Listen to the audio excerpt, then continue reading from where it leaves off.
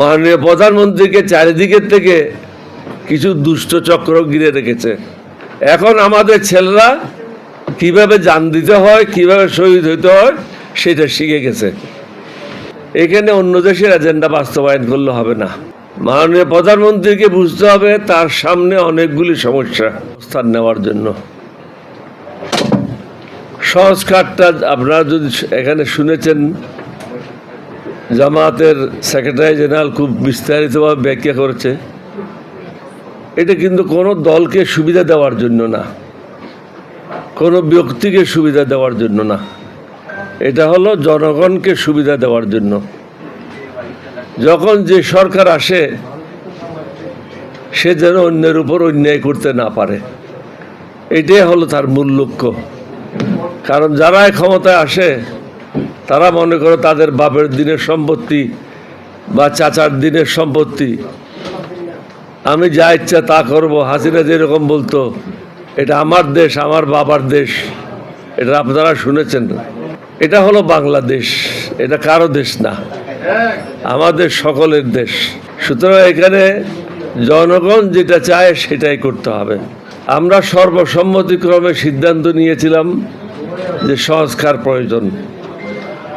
আমি একটা দুইটাতে অংশগ্রহণ করেছি, বাকিগুলো আমাদের প্রতিনিধিরা ছিল। এখানে কোনো দ্বিমত ছিল না। আমি একটা কথায় দুই একটা শুধু আপনাদের সামনে উদাহরণ দিতে চাই, জনগণ যেন আমাদের ব্যাখ্যাগুলি বুঝে। আমরা কি চাচ্ছি যে দুর্নীতি দমন কমিশনে যে চেয়ারম্যান হবে সে যেন একটা যাচাই বাছাইয়ের মধ্যে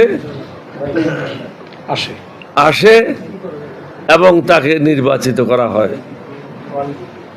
যারা মেম্বার হবে তাদেরও যেন যাচাই বাছাইয়ের মাধ্যমে ওখানে পদায়ন হয়। একইভাবে পাবলিক সার্ভিস কমিশন, জুডিশিয়ারি, সব কিছু যেগুলি বাদ পড়েছে এইগুলি আমরা চেয়েছি একটা যাচাই বাছাই কমিটি হবে। এটা পার্লামেন্ট মেম্বারদের দিয়ে হতে পারে, আপার হাউসের মেম্বারকে দিয়ে হতে পারে। আমি দুইবার বলেছি, মাননীয় প্রধানমন্ত্রী আপনি একটা রেকর্ড সৃষ্টি করেন, সব কিছু আপনি সংস্কারগুলি মেনে নিয়ে ইতিহাসে আপনার নাম লেখান। আপনার বাবাও লেখাইছে, আপনার মাও লেখাইছেন, আপনি এটা ইতিহাসে একটা স্মরণীয় হয়ে থাকেন। এখানে অন্য দেশের এজেন্ডা বাস্তবায়ন করলে হবে না। বাংলাদেশের মানুষ এবং অন্য দেশের মানুষের মধ্যে পার্থক্য আছে। এখানের মানুষ হলো বিদ্রোহী, কারণ ঝড় ঝাপটার মধ্যে তারা, তুফানের মধ্যে তাদেরকে বেঁচে থাকতে হয়। এবং বিদ্রোহ করাটা এটা নতুন কোনো বিষয় না। 1757 সালেও যে বিদ্রোহ করেছিল সেও বাঙালি ছিল। 1971 সালেও আমরা পাকিস্তানের বিরুদ্ধে বিদ্রোহ করেছি। এরশাদের বিরুদ্ধে আমরা আন্দোলন করে এরশাদকে পতন করেছিলাম। অনুরূপভাবে বিএনপির বিরুদ্ধে ওই দিন জামায়াত এবং আওয়ামী লীগ মুখ্য ভূমিকা পালন করেছিল। সারা রাত আমরা ঘরে যেতে পারি নাই, পার্লামেন্টে বসা ছিলাম। বসে আমাদেরকে তত্ত্বাবধায়ক সরকার পদ্ধতি পাশ করতে হয়েছিল। আমি এগুলি বলার উদ্দেশ্য হচ্ছে ইচ্ছা করে যদি আমি কোনো একটা সমস্যা সৃষ্টি করি তাহলে এটা আমাকে কেউ সাহায্য করতে পারবে না। মাননীয় প্রধানমন্ত্রীকে বুঝতে হবে তার সামনে অনেকগুলি সমস্যা। একটা হলো বিরোধী দলকে পার্লামেন্টে সামাল দেওয়া, দুইটা হলো সংস্কারগুলি বাস্তবায়ন করা, 3 নম্বর হলো তেলের কারণে বাংলাদেশে যে প্রভাব পড়বে এটার থেকে বের হওয়া আসা বর্তমান সরকারের পক্ষে সম্ভব না। তখনকার অবস্থা আর এখনকার অবস্থা কিন্তু ভিন্ন।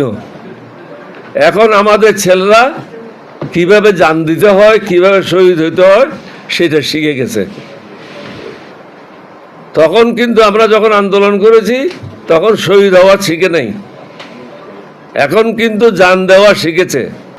মাননীয় প্রধানমন্ত্রীকে চারিদিকের থেকে কিছু দুষ্ট চক্র ঘিরে রেখেছে। আপনাকে এই দুষ্ট চক্র ভেদ করতে হবে। ইউএফটি ফার্স্টের সাথে ট্রেড করুন যে কোনো জায়গা থেকে, ক্যাম্পাসে ক্লাসের ফাঁকে, ঢাকার জ্যামে বসে কিংবা ঘরে বসে। ট্রেডিং এখন হাতের মুঠোয়। তাই ট্রেড করুন যখন খুশি, যেখানে খুশি।